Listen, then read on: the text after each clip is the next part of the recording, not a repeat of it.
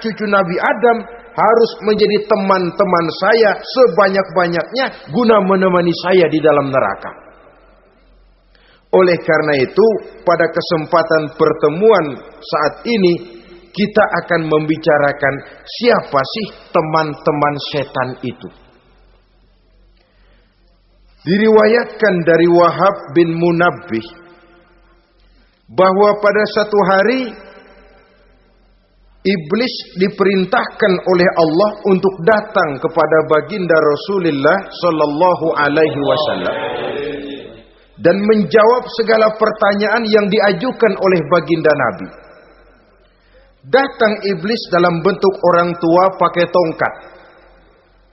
Jadi iblis itu bisa malih warna. Dia termasuk jenis makhluk halus toh. Seperti halnya jin dan malaikat itu bisa malih warna sesuai dengan yang mereka kehendaki.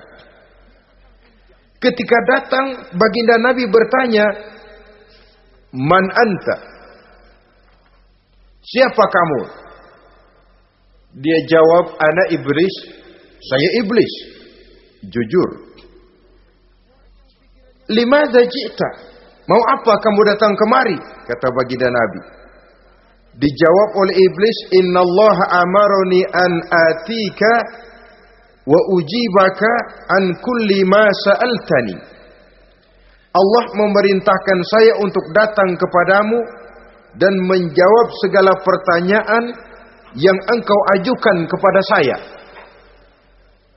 Nah, atas pernyataan ini baginda Rasul kemudian bertanya dengan dua pertanyaan. Pertanyaan pertama, iblis, "Kam ikhwanuka min ummati?" Ada berapa sih teman-temanmu dari golongan umatku? Dari golongan umatku, umat Islam ini, bukan orang lain. Kalau orang kafir sih sudah jelas, itu memang CS-nya iblis. Tapi dari umatku, siapa saja yang jadi teman-teman kamu iblis? Menjadi antekmu, menjadi alatmu sejak dari dunia sampai ke neraka nanti. Atas pertanyaan ini iblis menjawab, "Teman-teman saya dari golongan umatmu ya Muhammad, asyarun. Ada 10 orang. Ada 10 orang yang merupakan teman-teman iblis dari dunia sampai ke neraka." Siapa mereka? Pertama kata iblis, teman saya hakimun jair. Hakim yang curang. Hakim yang tidak adil. Ini bisa dimaklumi. Kenapa? Karena hakim diharapkan adalah produk keadilan. Sehingga orang mengatakan seorang hakim adalah seorang yang meletakkan sebelah kakinya di surga dan sebelah lagi di neraka. Kalau adil dia menghukum, kaki sebelah kanan yang akan menentukannya ke surga. Kalau licik dia menghukum, kaki sebelah kiri yang akan menjerumuskan dia ke dalam neraka. Saudara-saudara kaum muslimin rahimakumullah. Sesungguhnya dalam kehidupan, kurangnya sandang pangan bukan satunya-satunya sebab yang membuat orang menderita. Tidak teraturnya perumahan, kurangnya lapangan kerja bukan satu-satunya yang menyebabkan rakyat menderita. Tapi lukanya rasa keadilan. Tidak tegaknya hukum sebagaimana yang diharapkan. Itu juga bisa menjadi sumber nestapa, bisa menjadi asal dari segala derita.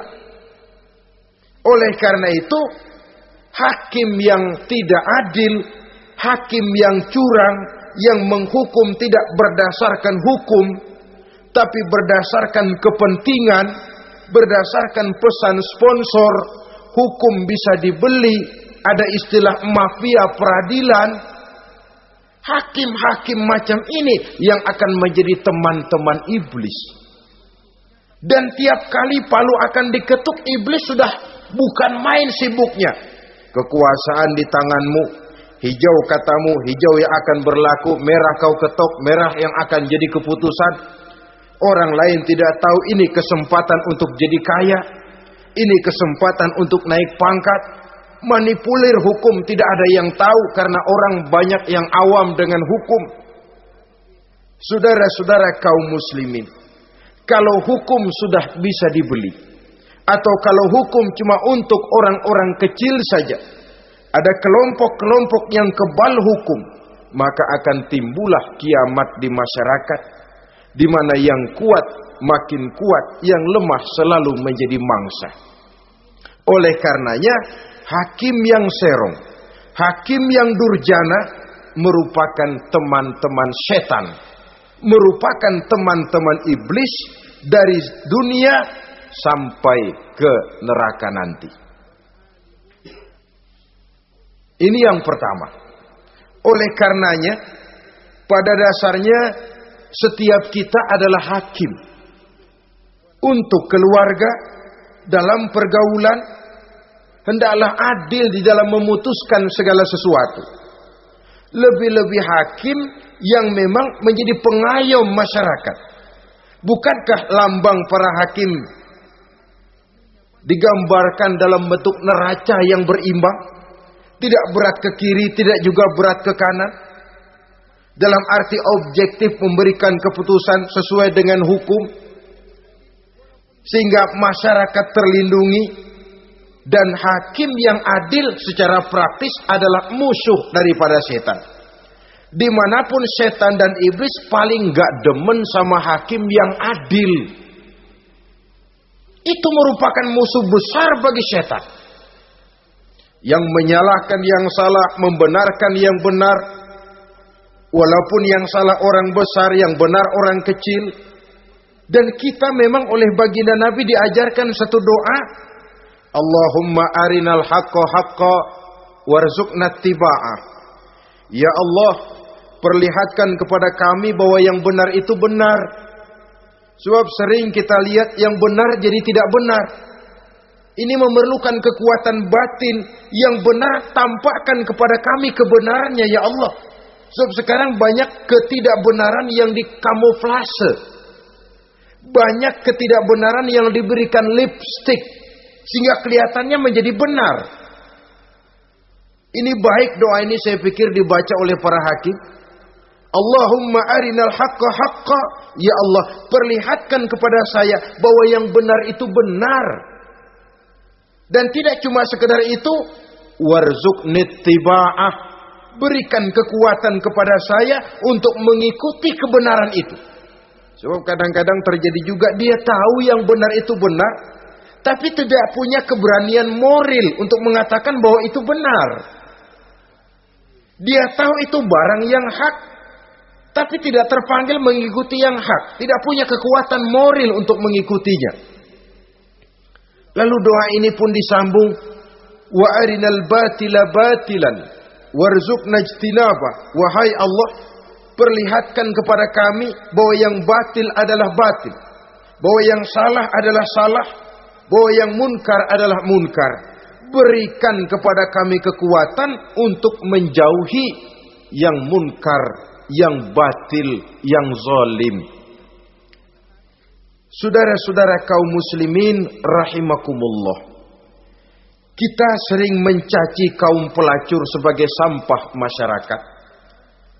Tapi sadarkah kita bahwa pelacuran di bidang hukum, pelacuran di bidang intelektual, kadang-kadang pelacuran di bidang agama, dalam arti menjual ayat untuk membela yang salah dan menekan yang benar, ini juga tidak kalah bahayanya dengan prostitusi, pelacur-pelacur yang kita anggap sebagai sampah daripada kehidupan masyarakat itu. Oleh karenanya, maka hakim yang adil merupakan musuh utama daripada iblis dan setan. Mereka akan sibuk sekali kalau seorang hakim sudah berketetapan untuk melahirkan keputusan hukum yang seadil-adilnya. Ini yang pertama, teman setan adalah hakim yang nyeleweng, yang tidak adil. Yang kedua, teman saya kata iblis, ghaniyun mutakabbir. Orang kaya yang sombong.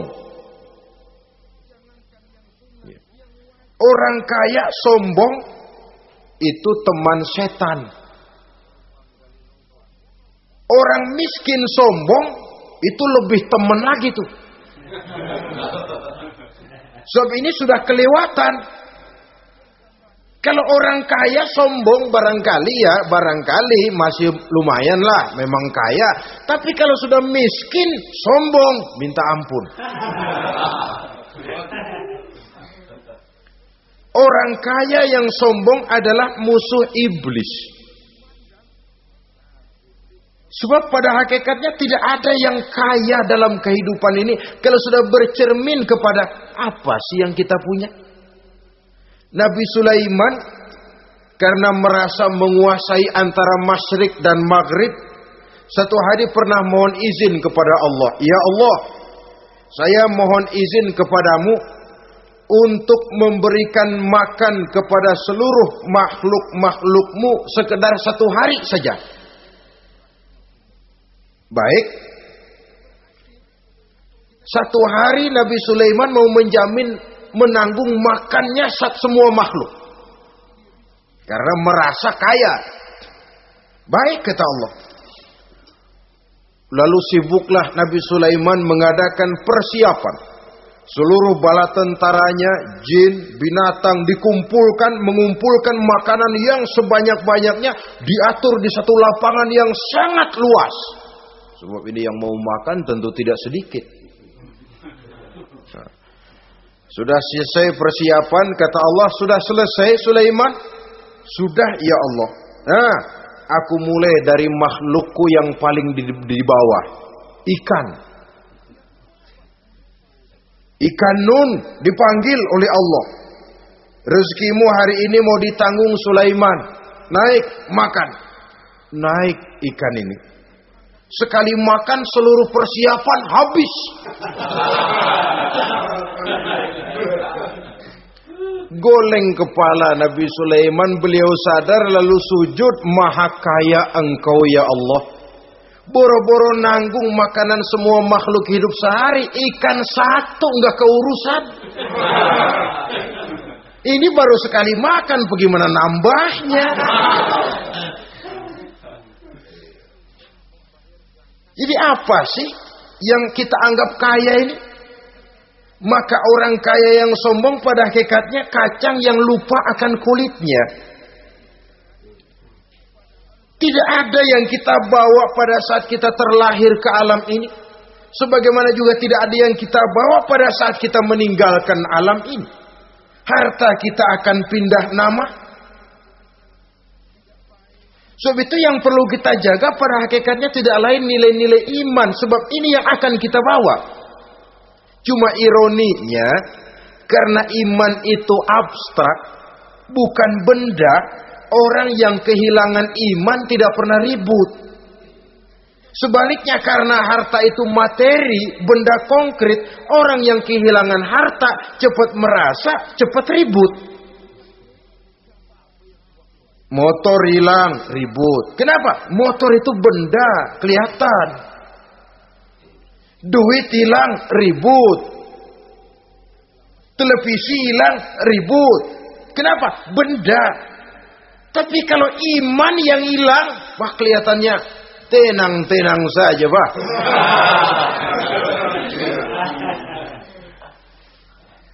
Padahal ini usaha iblis bagaimana orang kehilangan iman, menjadi kafir, masuk grup dia untuk menemani dia di dalam neraka nanti.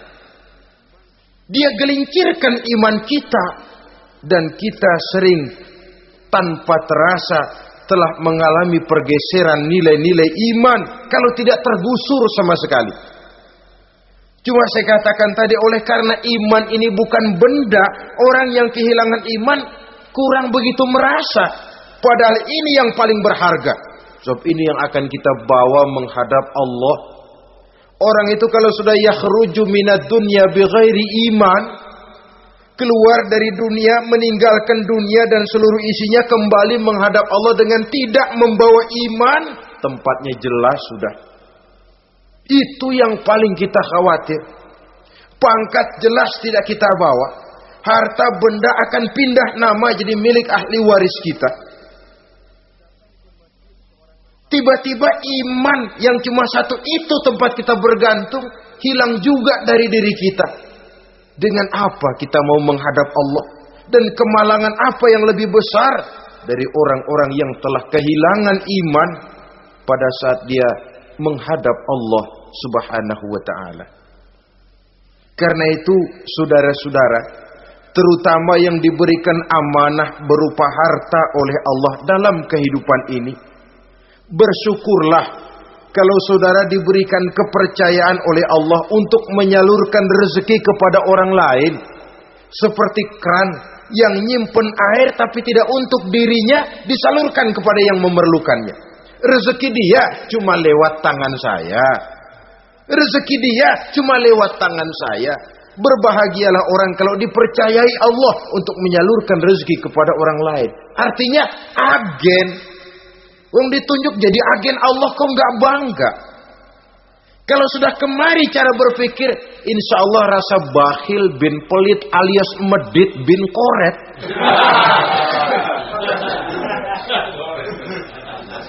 Itu insya Allah nggak ada. Kan kadang kita berpikir, yang nyari duit gue setengah mati, lu datang-datang mau minta aja pala lu. Kan itu toh kadang-kadang cara kita berpikir. Ya boleh jadi lalu terasa berat. Tapi kalau kembali kepada kesadaran, barangkali alhamdulillah rezeki dia cuma lewat tangan saya. Kalau saya nggak ngasih dia, barangkali nggak semudah ini saya dapat rezeki. Allah mudahkan rezeki saya karena saya sering membantu orang-orang yang memang memerlukannya. Andai kata saya nggak membantu mereka, belum tentu rezeki selancar ini. Tidak lalu enak aja, peras keringat gua banting tulang, pergi pagi pulang sore, lu datang-datang nada aja. Berbahagialah orang jikalau sekali lagi dia dijadikan agen oleh Allah untuk menyalurkan rezeki kepada mereka yang memang memerlukannya. Kalau tidak ke arah itu kita berpikir, yang timbul bakhil. Bakhil lalu bermegah-megah dengan hartanya, timbul kesombongan. Senang lihat orang susah, lalu dia sendiri dengan hartanya cuma to show only, pameran. Lewat di kampung, senang kalau orang melotot, lihat mobilnya yang serba mengkilap, sepatunya yang serba mahal. Senang kalau, wah, semua gaya hidupnya serba jet set, wah, wah, wah. Senang betul kalau melihat orang sudah serba bengong lihat keadaan dia. Timbul takaburnya, sombongnya, ngenyek kepada yang lain. Maka orang kaya yang sombong, teman iblis, teman setan. Setan senang betul. Sebaliknya secara praktis, orang kaya yang rendah hati adalah musuh iblis.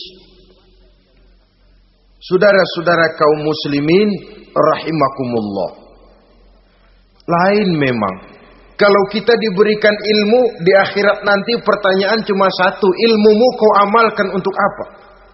Kalau kita diberikan umur panjang, pertanyaan akhirat satu saja, umurmu kau habiskan di mana? Tapi kalau sudah harta diberikan kepada kita, pertanyaan akhirat dua, min aina iktasabahu wa fima anfaqahu? Hartamu kau dapat dari mana, kau belanjakan kemana? Depan belakang ditanya.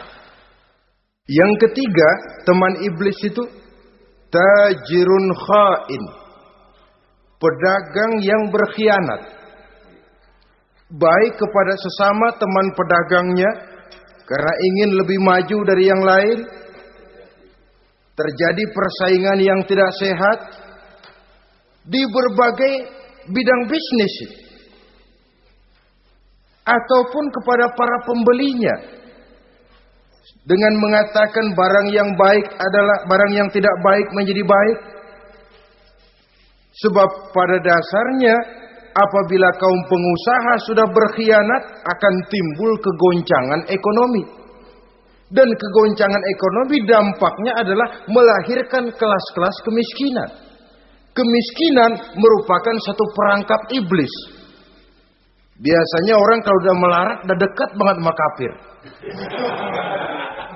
Kalau tidak dilatar belakangi oleh nilai iman yang kuat. Udah melarat, udah dekat benar dah sama kafir. Apalagi iblis ini menggodanya pandai dia. Kepada orang miskin dia datang dengan bujukan materi. Kepada yang cukup hartanya dia datang dengan bisikan lain. Pendeknya iblis dan setan itu kalau ibarat tukang joget, dia ngerti betul irama kendang.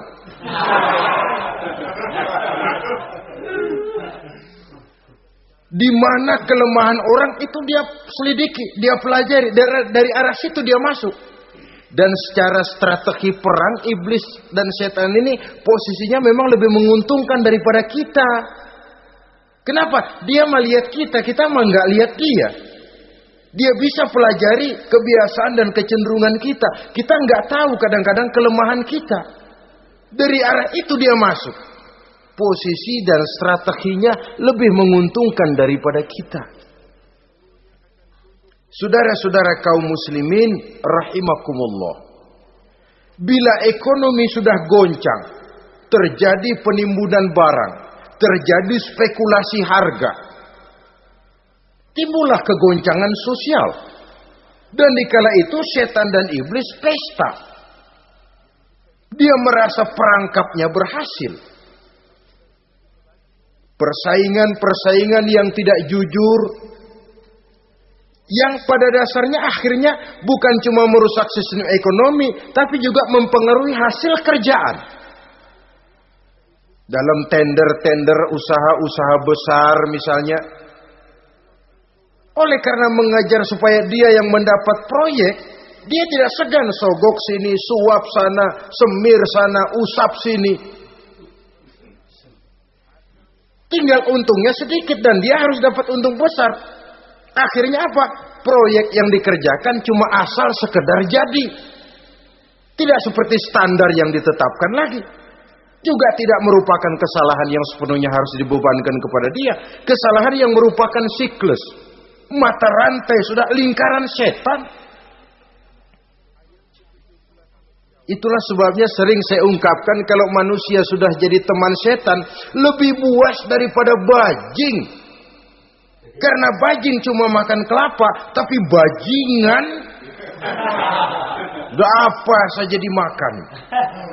Sudah jadi teman-teman iblis, tidak ngerti halal haram, hak dan batil. Ini kepentingan pribadi apa kepentingan orang banyak, yang penting sikat saja. Jadi yang ketiga ini targetnya memang kekacauan ekonomi. Yang kemelaratan, kemiskinan merupakan tangga untuk sampai kepada kekafiran. Dan iblis tahu betul itu.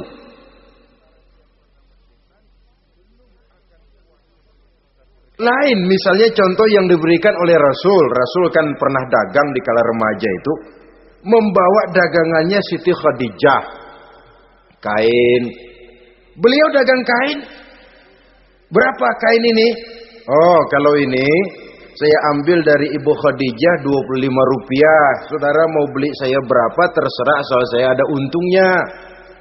Dan kalau modalnya 25, betul-betul beliau bilang 25. Jujur. Kita kan enggak, udah bohong campur sumpah lagi.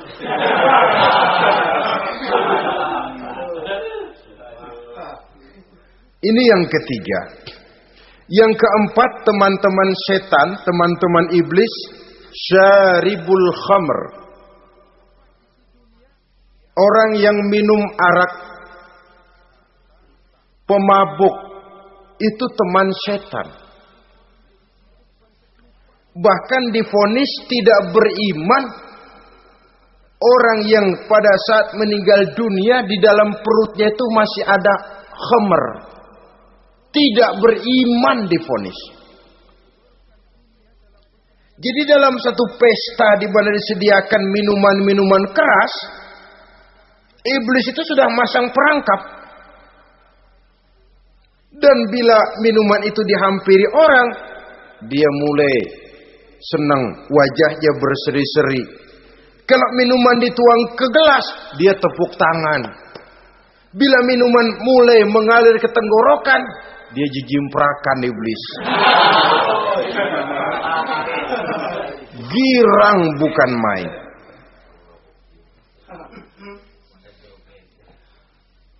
Saudara-saudara kaum muslimin rahimakumullah.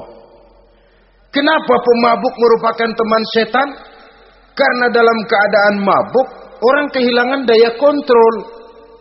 Perbuatannya nyaris tidak terkontrol lagi. Tidak ada rahasia, tidak ada harga diri, tidak ada sifat memelihara, dan itu ciri-ciri daripada iblis.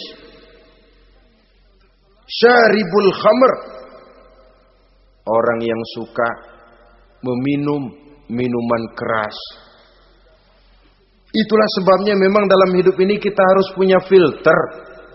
Allah selalu menghendaki yang terbaik dan memilihkan yang terbaik untuk kita. Kalau sudah itu minuman yang baik kata Allah, itulah memang yang baik untuk kita. Kalau itu dilarang oleh Allah, itulah memang yang tidak baik untuk kita. Jadi kalau sudah qat'i dalilnya, gak usah buang energi menyelidiki apa manfaatnya. Kalau sudah qat'i dilarang, gak usah buang energi menyelidiki apa bahayanya khamr. Allah tidak akan melarang sesuatu yang mengandung manfaat. Yang dilarang Allah tentu yang membawa mudarat dan bahaya di dalam kehidupan. Bukankah sekarang ini minuman keras sudah merupakan penghias pesta? Merupakan kebanggaan di kalangan remaja? Termasuk dalam kata khamr ini ya morfin, ganja, narkotik, dan yang sejenis dengan itu. Orang sudah merasa bangga kalau sudah fly to the sky. Membumbung ke angkasa, katanya dunia ini luas. Lupa segala macam persoalan. Tapi sampai kapan? Sampai kapan orang merasa membumbung? Sampai kapan orang merasa bisa meninggalkan segala persoalan? Sampai mabuknya selesai? Ya kalau gitu mabuk aja terus. Lalu apa artinya kehidupan ini? Mabuk kan gak ngerugiin orang lain. Kalau saya nyolong kan ngerugiin orang lain. Kalau saya korupsi ngerugiin orang lain. Kalau saya zina jelas ada orang lain yang dirugikan. Tapi minum khamar, siapa yang rugi? Uang-uang saya. Saya beli dengan uang saya, yang minum pun saya. Siapa yang rugi? Saudara, ini pemikiran sepihak namanya. Pertama jelas merugikan diri sendiri. Kesehatan terganggu, pertumbuhan IQ, ya, daya pikir jadi jumud bin beku. Tidak ada idealisme ke arah depan. Yang ada ya, yang dipikirkan ya, yang di depan hidungnya saja. Dan konon itu pada mulanya memang orang kan sifatnya cuma ingin tahu. Nyobain ketagihan. Ya kalau orang tuanya masuk golongan have, mampu. Ya, kalau orang tuanya termasuk ekonomi lemah. Sedangkan kecanduan hal yang tidak bisa ditangguhkan. Orang yang sudah kecanduan minuman keras, sekali dia tidak minum, sudah bukan main rasanya. Orang yang sudah biasa minum ganja, morfin, narkotik, satu kali dia tidak bertemu itu, sudah nggak keruan rasa. Orang tuanya tidak mampu, kenapa lalu nggak ngelamun yang negatif?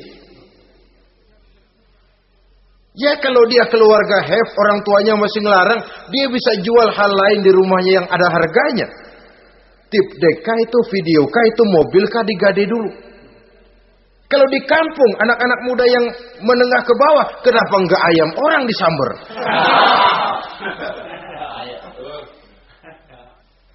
Terjadilah perbuatan negatif yang akhirnya merembet kepada merugikan orang lain.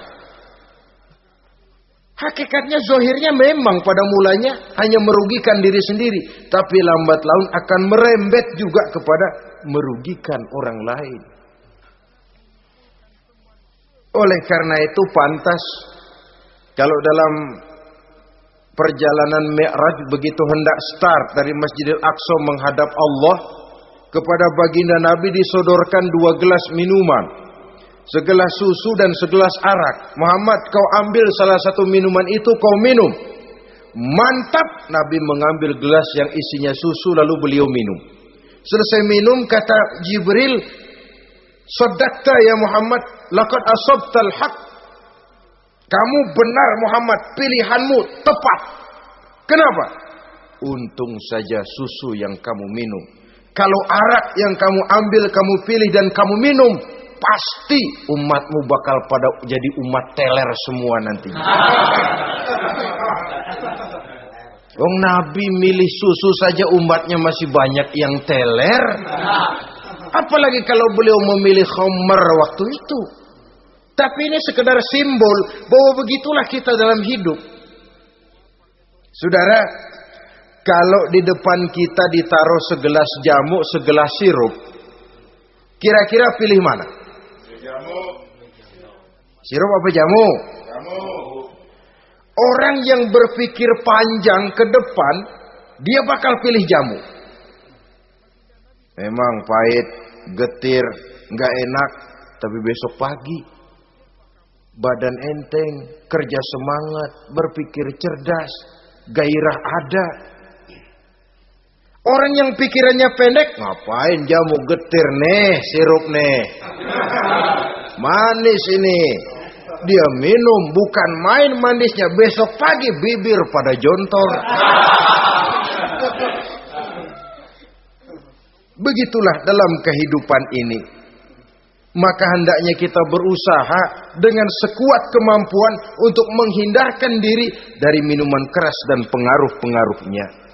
Yang kelima, teman iblis itu al-qattat, tukang-tukang fitnah.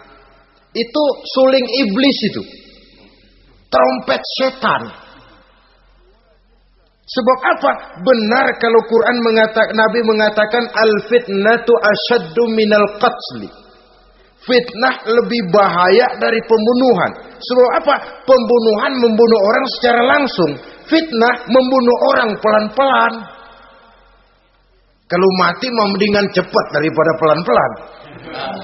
Pelan-pelan mati, cepat mati enakan cepat, nggak ngerasain sakit.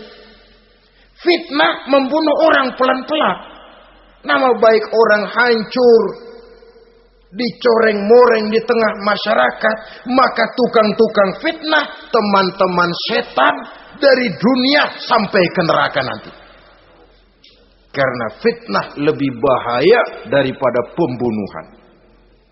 Mengada-ada yang tidak ada diada-adakan, fitnah.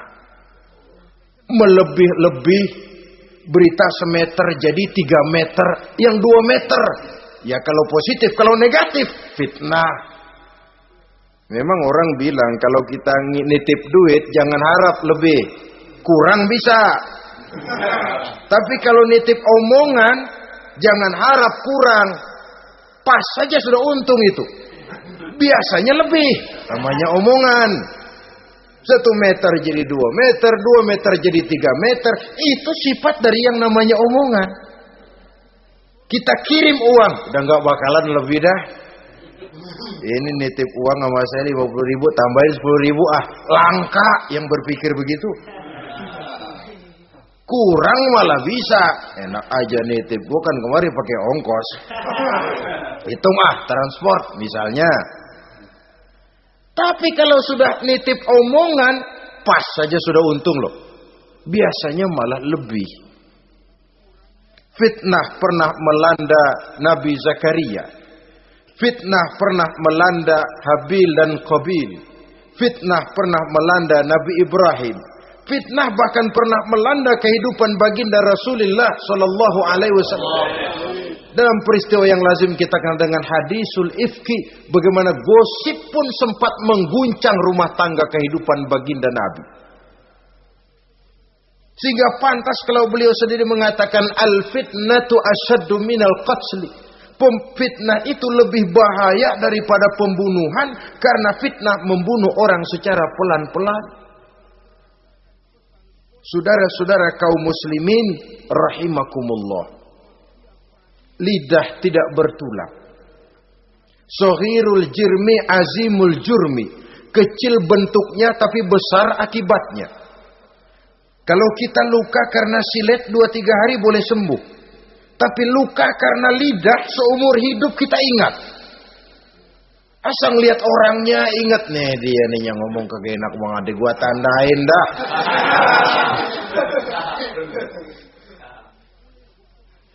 Itulah sebabnya pepatah bilang salamatul insan fi hifzil lisan. Orang akan selamat jikalau dia pandai menjaga lidahnya. Saudara-saudara kaum muslimin, yang keenam, teman setan sahibur riya. Orang yang riya, beramal cuma to show only, supaya ingin dipuji orang, ingin dilihat orang, riya namanya. Tidak ada ikhlas. Sebab kata Imam Ghazali, an-nasu kulluhum niyamun illal alimun wal alimuna an-nasu kulluhum mauta illal alimun wal alimuna niyamun illal amilun wal amiluna mughtarruna ilal mukhlisun. Manusia itu pada hakikatnya mati kecuali orang alim. Orang alim sekalipun hidup hakikatnya adalah tidur kecuali orang yang mengamalkan ilmunya. Dan orang yang mengamalkan ilmunya banyak yang tertipu kecuali orang yang ikhlas. Tepat ini fatwa Imam Ghazali. Manusia hakikatnya tidur kecuali orang yang alim. Orang yang alim walaupun hidup tapi tidur. Hidup tidur. Ya nggak bisa berbuat banyak. Kecuali orang yang mengamalkan ilmunya. Dan orang yang mengamalkan ilmunya banyak yang tertipu. Kecuali yang ikhlas. Jadi kalau amal itu adalah jasad. Ikhlas itu adalah ruh. Amal tanpa ikhlas patung. Patung tidak bisa berkembang. Tidak bisa berbuat banyak, namanya patung. Itu amal tanpa ikhlas.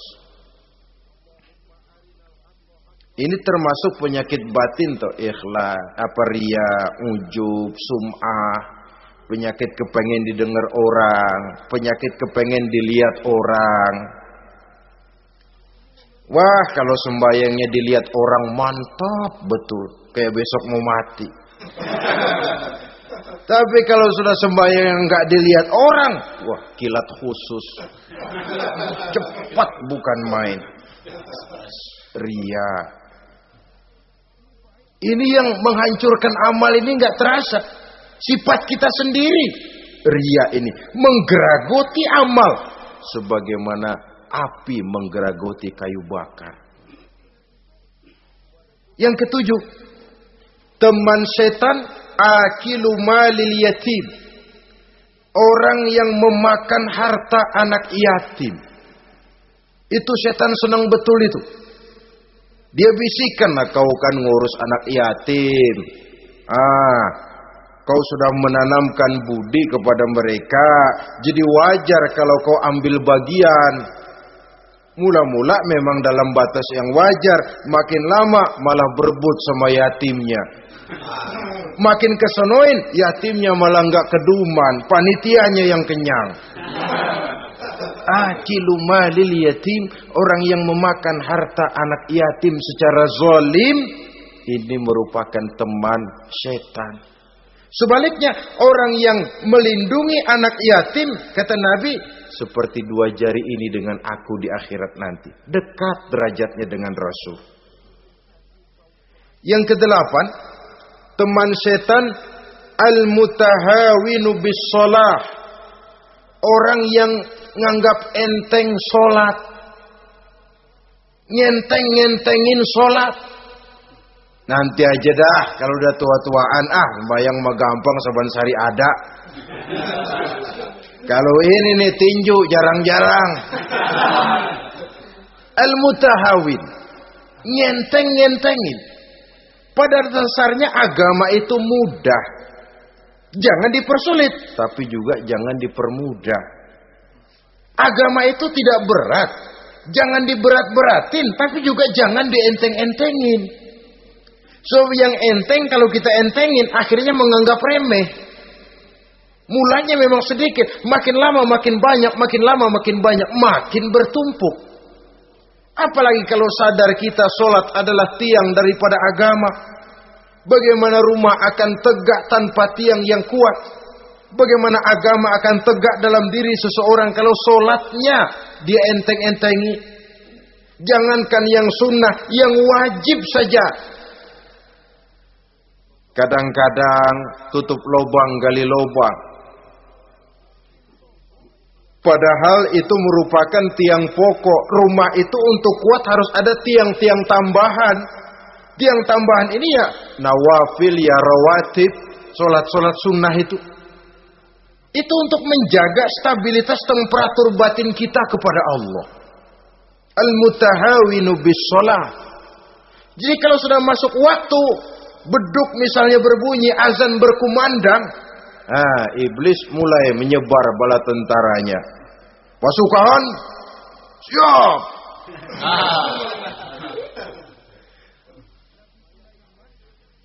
Kama yang dagang dia bisikin, sedang enaknya lu dagang, gua beli lagi banyak-banyak, sembahyang mah ada besok. Sama yang kerja, jangan ditinggal ini kerjaan, tanggung, sembahyang masih ada besok. Saudara-saudara kaum muslimin rahimakumullah. Andai kata kita berhasil, kita tinggalkan kesibukan, lalu kita pergi sholat, apa iblis diam? Setan tenang? Tidak, masih dia bisiki kita. Iya, kalau mau sembahyang ya sembahyang, cuma buruan udah. Nah, yang mau belanja, yang menunggu, bukan main. Sampai rukuk kita tidak sempurna, bacaan kita semrawut, sujud kita tidak lengkap. Sholat juga, tapi disitulah masuk iblis. Atau kalau itu kita berhasil cegah, rukuk tertib, ada tumak ninah, sujud bagus, iblis masuk lagi. Wah, memang sembahyang kamu mantap. Orang lain gak ada yang sembahyang kayak kamu. Yang timbul apa? Ujub. Sombong kepada diri sendiri. Begitu rapi sembahyang, lu ya pada kagak sembahyang, apaan lu? Gua nih. Itu sudah perangkap iblis. Jadi lewat segala macam cara dan jalan, kepada yang ibadahnya bagus ditanamkan rasa ujub. Kepada yang mau berusaha bagus ditanamkan sifat was-was, buru-buru. Saudara-saudara kaum muslimin, ini yang ke-8. Yang ke-9, mani'uz zakah. Orang yang enggan membayar zakat itu teman setan. Gak ada urusan sama zakat. Sayang-sayang harta dizakatin. Saudara-saudara, padahal zakat itu kata Nabi, zakku amwalakum biz zakat. Bersihkan hartamu dengan zakat. Jadi barangkali bercampur harta itu dengan sedikit yang tidak baik, bercampur dengan yang kotor. Zakat itu membersihkan yang lain. Kita misalnya dalam satu kelas punya murid 40 orang, 42 orang, ada 2 orang yang bandel, enggak ketulungan. Sudah segala macam cara kita perbaiki, enggak juga berhasil. Ini kan kalau enggak diatasi kan mempengaruhi yang teman-teman yang 40 orang. Untuk menyelamatkan yang 40 ini, enggak apa-apa yang 2 keluarin. Bikin pemecatan. Anak saudara kami sudah tidak sanggup lagi mengajar. Dengan ini kami berhentikan dari sekolah yang kami pimpin untuk menyelamatkan teman-teman yang lebih banyak. Mengeluarkan yang 2 untuk menyelamatkan yang 40. So kalau tidak ini nanti ngerembet, yang 40 ngikut jadi ngeres. Itu juga harta. Zakat untuk membersihkan yang masih tersisa. Yang terakhir yang ke-10, teman setan, musuh, teman iblis, man yutilul amal. Orang yang terlalu panjang angan-angan.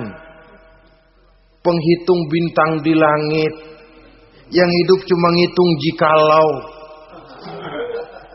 Wiridannya cuma jikalau. Tidak pernah mau berbuat, cuma angan-angan kelewat panjang. Yang ngelamun kan nggak ada sekolahan, ya siapa juga bisa ngelamun. Orang bukan tidak boleh bercita-cita, bahkan cita-cita yang mendorong kita untuk bergairah dalam kehidupan. Tapi kalau cita-cita tanpa langkah konkret, yang penting kan punya kemauan, lebihnya tawakal, nggak cukup. Pernah datang ke masjid seorang sahabat. Begitu sampai dia turun dari onta, langsung menghadap baginda Nabi. Nabi tanya, ontamu udah diikat belum? Belum ya Rasul. Kenapa? Saya tawakal kepada Allah. Tuh orang diomelin sama Nabi. Ikat dulu, habis gitu baru tawakal. Betul toh. Ikat dulu tuh onta, lebihnya baru tawakal. Kalau udah diikat masih lari juga, itu tawakal. Lah belum diikat udah tawakal. Orang yang terlalu panjang angan-angan, yang akhirnya kalau tidak merusak cara berpikirnya, akan mendorong dia kepada perbuatan yang negatif untuk mewujudkan angan-angannya itu. Macam misalnya ya, pakaian kepengen bagus, harta mau banyak, usaha ogah, kerja capek sedikit tidak mau, kepengen seperti orang-orang, lalu ngelamun. Kalau tidak jadi gila, ya merusak perbuatannya. Kan berapa banyak orang yang kepengen kaya gagal lalu jadi sableng. Kertas koran ditumpukin, dikantongin, dia kira gepokan duit. Hawanya duit udah banyak aja. Tulul aman, terlalu panjang angan-angan. Nah, saudara-saudara, kalau kita sudah tahu itulah teman-teman setan, teman-teman iblis, mari kita berusaha jangan termasuk salah satu di antara 10 orang yang menjadi teman-teman iblis ini. Lalu cara untuk mengatasinya bagaimana? Imam Al-Ghazali rahimahullah memberikan tuntunan. Pertama, untuk mengatasi perangkap setan, jangan sampai kita termasuk salah satu teman setan, zikrullah. Banyak ingat kepada Allah. Sebab Nabi bersabda, inna zikrullahi ta'ala fi janbi syaitan kal akillati fi janbi ibni Adam. Sesungguhnya zikrullah, zikir kepada Allah itu dapat menyakiti setan sebagaimana penyakit menyakiti lambung anak Adam. Jadi setan itu akan kurus kalau kita hantam pakai zikrullah. Setan tidak berdaya, lemah kalau kita hantam pakai zikrullah. Ingat Allah, selalu merasakan kehadiran Allah dekat dalam hidup. Itu senjata pertama. Dengan zikrullah, setan kurus. Kalau udah kurus, ya lemas, nggak berdaya ngadepin kita. Tapi kalau nafsu yang kita ikutin, kita umpanin tuh setan. Lah gemuk. Begitu gemuk, makin berleluasa dia ngutak-ngatik kita. Yang kedua, jangan mendekati tempat maksiat. Sebab man hama haulal hima yushiku ayyaqafi. Orang yang main di pinggir kali ditakutin kecebur di kali. Jangan mendekati tempat yang cenderung membawa kita ke tempat maksiat. Saudara-saudara, yang ketiga, mengosongkan perut. Dalam arti rajin puasa sunnah. Kata Nabi, inna syaitan yajri min ibni Adam majrad dam fadayyiku majariyahu bil ju'. Setan mengalir dalam diri manusia seperti mengalirnya darah. Maka persempit jalan setan dengan apa? Bil ju', dengan memperbanyak lapar. bukan memperturutkan syahwat. Pantas kalau Nabi bilang, saya adalah sekelompok orang yang tidak makan kecuali kalau kami lapar, dan kalau kami makan tidaklah sampai kekenyangan. Bukan enggak kenyang, tapi enggak kekenyangan. Yang terakhir kata Imam Ghazali, hendaknya kita selalu ingat bahwa tujuan iblis dan setan adalah menjerumuskan manusia, menyengsarakan manusia, supaya kita menjadi teman mereka di neraka nanti. Kalau ingat itu, insya Allah kita bisa mengerem diri. Nah, inilah saja yang dapat kita sampaikan pada pertemuan kali ini. Mudah-mudahan ada manfaatnya. Terima kasih dan mohon maaf. Usikum wa nafsi bitaqwallah. Wassalamualaikum warahmatullahi wabarakatuh. Waalaikumsalam warahmatullahi wabarakatuh.